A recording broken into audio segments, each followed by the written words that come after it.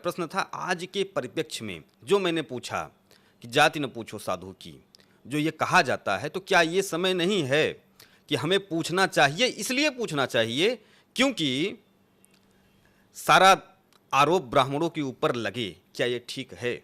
मतलब कोई साधु के भेष में, भगवा वस्त्र के भेष में गलत काम करता है और उसका आरोप ब्राह्मण ही झेले, और फिर बाद में आप कह दो कि नहीं नहीं कि ये तो सबका अधिकार है, सब बन सकते हैं, हम इसका विरोध भी नहीं करते। लेकिन जब बात आती है, कहीं पर न्यूज़पेपर में छपता है कि पुजारी ने किया, साधु ने किया, तो वो समाज देखता है कि ये तो ब्राह्मण है। इसका क्या हल होगा? देखो, इसका हल तो खोजना भी नहीं चाहिए, क्योंकि जो पापकर्म है वो पुण्य के साथ ही चलते हैं। जो असुर हैं वो देवता लोक में भी रहते हैं। तो इन बातों को बहुत इग्नोर करके और यह स्वीकार करते हुए कि ब्राह्मण सबसे फलदार वृक्ष है, इसलिए पत्थर भी सर्वाधिक उसी पे पड़ेंगे। कोई ठूंठ पे पत्थर मारता है क्या? कोई शीशम के वृक्ष पे पत्थर मारता है क्या? कोई नीम के उस पे पत्थर मारता है क्या? जब भी पत्थर पड़ता है फलदार वृक्ष, स्वादिष्ट वृक्ष, महत्वपूर्ण वृक्षों पे ही पड़ता है। इसलिए ब्राह्मण इस वर्ण व्यवस्था का, इस समाज का सबसे फलदार वृक्ष है, तो उसको पत्थर खाने के लिए तैयार रहना चाहिए।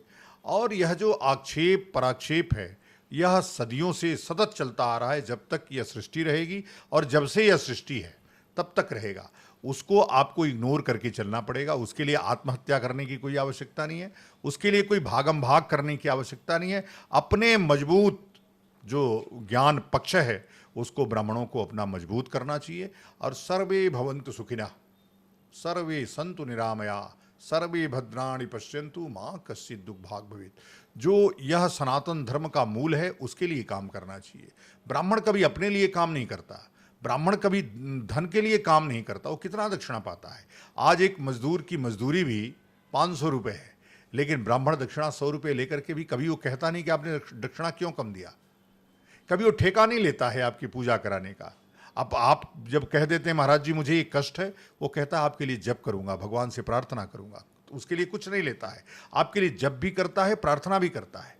तो यह जो कृत्य है और यह जो गुण है, उसमें समावेशी जो गुण है, सबके भला करने वाला जो गुण है, उसको छोड़ना नहीं चाहिए।